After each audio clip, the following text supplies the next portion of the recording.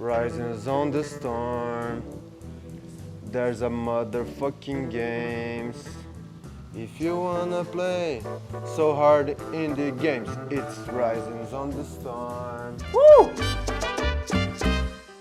E aí, filhões, só nos computer? Vocês pediram e a gente atendeu. Fica ligado que a gente está aqui com AMD Threadripper ou Threadripper ou TR4, como você quiser, que é o processador da AMD que vem para combater com o i9-7900X, que é o modelo que a gente testou recentemente. Esse modelinho aqui tem 12 núcleos e 24 threads, que é para você rodar tudo que você quiser ao mesmo tempo. Será que vai dar boa? Será que é para os seus games? Vamos ver agora, vem comigo. Ui, quase que caiu essa caixa.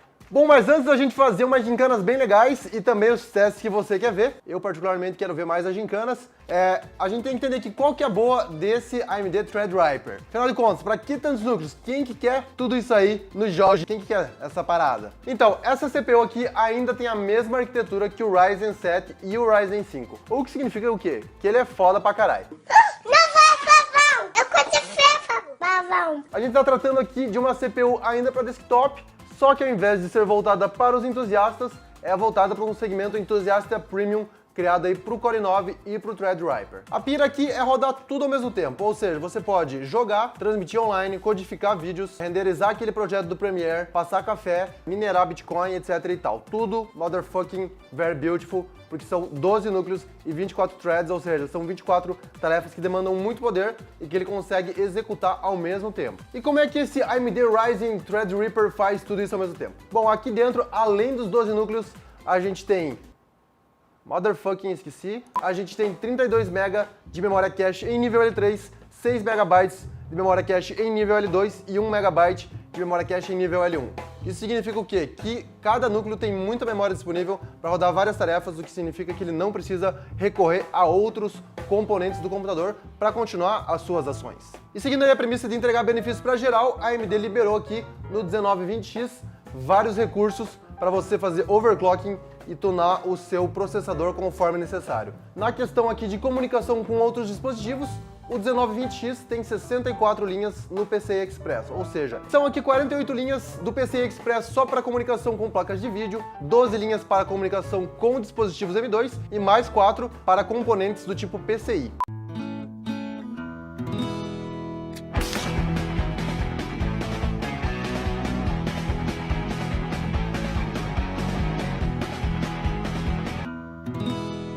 Só que para conseguir fazer tudo isso caber dentro de um processador, a AMD teve que aumentar significativamente o tamanho do componente.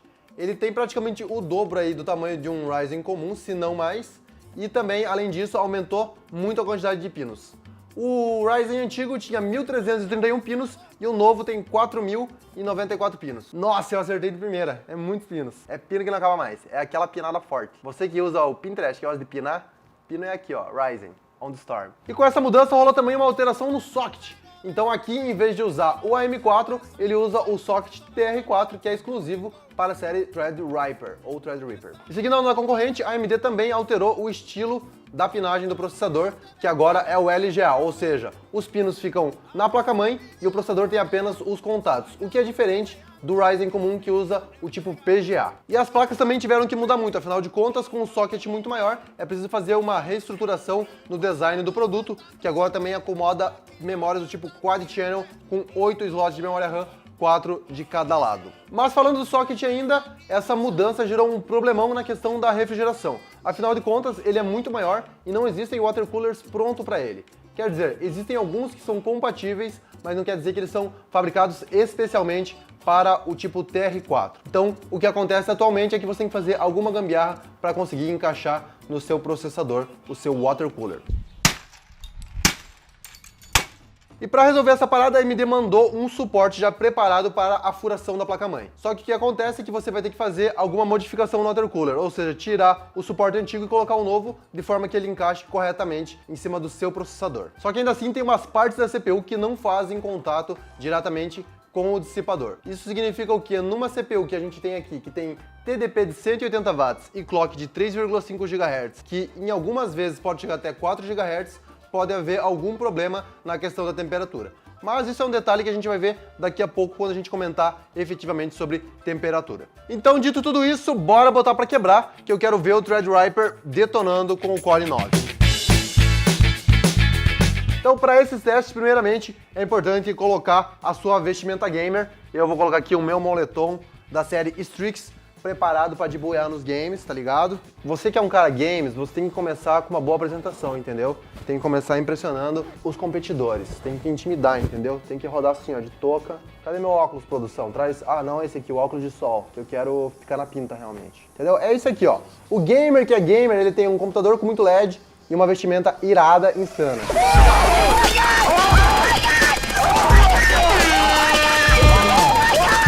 E para esses testes aqui, a gente está com a placa Asus Prime, Optimus Prime X399-A, uma placa Transformers que vai transformar o seu PC num monstrão, tá? E você que comprar a sua placa-mãe, aqui atrás tem várias informações, inclusive você vai poder saber que ela tem suporte para até 128 GB de memória DDR4 com clock de até 3.200 MHz. É ou não é muita informação? É muita informação, né? Mas calma que não acabou. Você pode rodar 3 placas em SLI ou 3 placas em Crossfire. Você tem aqui suporte para 8 portas USB 3.1, slots M2 e muito mais. E vocês estão reparando, eu só tô fingindo que eu tô lendo, mas eu nem tô lendo, porque eu sei de tudo isso aqui.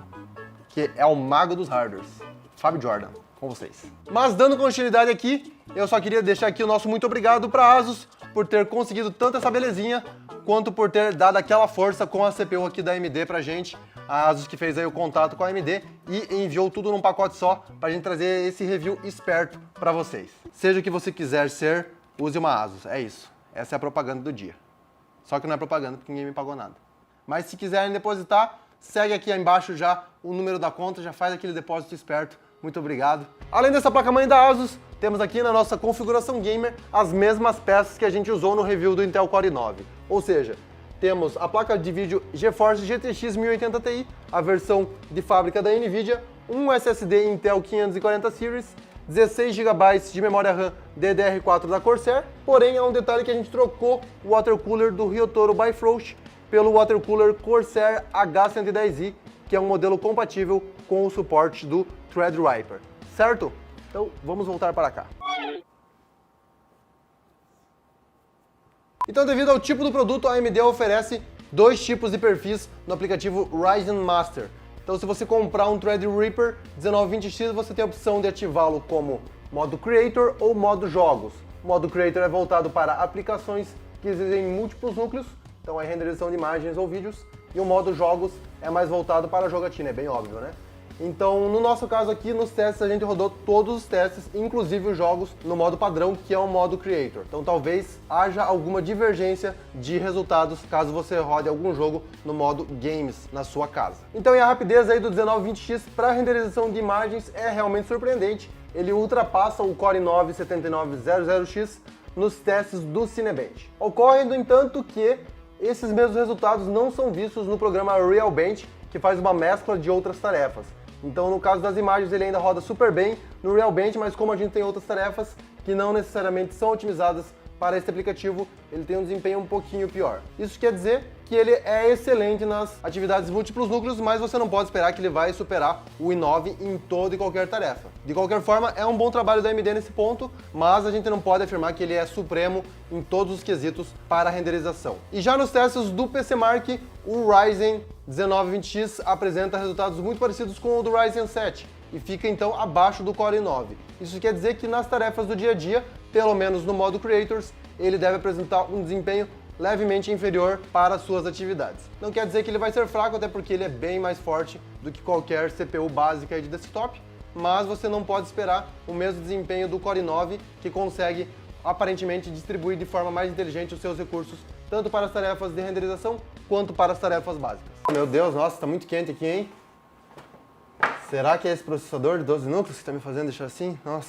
E dos jogos, o Ryzen Threadripper 1920X se sai bastante legal aí em vários casos. Em algumas situações ele empata com o Core i9, mas em outras ele perde por um bocado de frames. Isso quer dizer que depende basicamente do jogo, algumas engines aproveitam melhor a CPU da AMD e outras aproveitam melhor a CPU da Intel, mas aparentemente a maioria é otimizada para o Core i9 e não necessariamente otimizada para o Threadripper.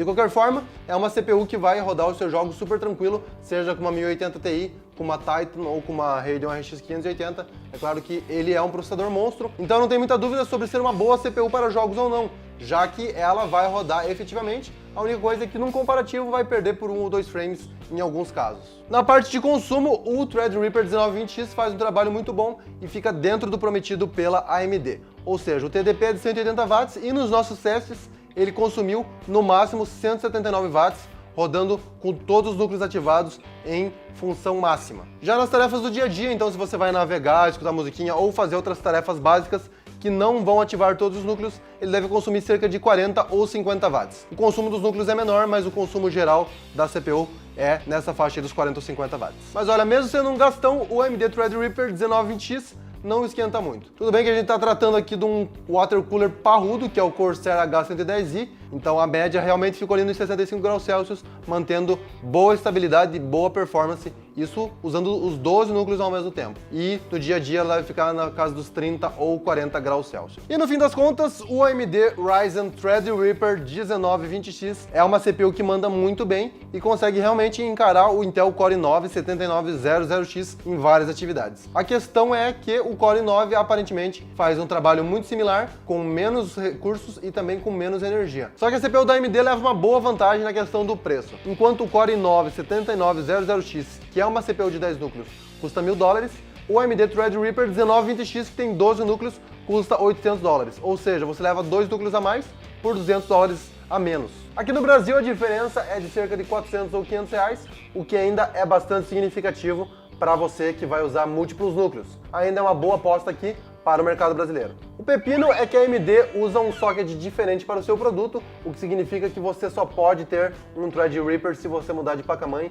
e fizer todas as configurações voltadas para ela. Já no caso da Intel, a gente tem o Core i9 e modelos do Core i7 e do Core i5 também compatíveis com o novo socket. Ou seja, no caso da Intel, você pode começar com uma CPU mais fraca e depois pode evoluir, enquanto que aqui você necessariamente vai ter que começar com uma CPU mais robusta e mais cara. Moral da história, se você quer jogar, o Threadripper 1920X talvez não seja a melhor opção, já que tem chip muito mais barato que faz melhor ou pelo menos igual a ele por um preço muito menor. Agora, se você quer renderizar, talvez aqui você tenha uma boa opção, já que ele se sai tão bem quanto o Core i9 7900X e em alguns casos se sai até melhor. Então é realmente um bom trabalho da AMD, pelo menos aqui de início. Agora, pensando a longo prazo, talvez o Intel Core i9 seja uma opção mais adequada, já que ele consome menos energia, e isso significa que todos os meses, se você usar full time a sua CPU, o Core i9 vai consumir menos energia e, consequentemente, vai te dar menos gasto na conta de luz. Fala aí, vocês curtiram o review desse monstrão? Então fica ligado que aqui embaixo vai ter link para o review e também para promoções. E para finalizar, deixa aquele like turbinado, se inscreve no nosso canal e também não esquece de ativar o sininho para ganhar muitos prêmios. Esse foi mais o The Hardware Show, eu agradeço pela sua companhia e até a próxima. Tô com muito sono. Sabe o que eu tô precisando na vida? Precisando de um overclocking. Aquela overclockada. Overclock é só com café, né, rapaz? É isso mesmo.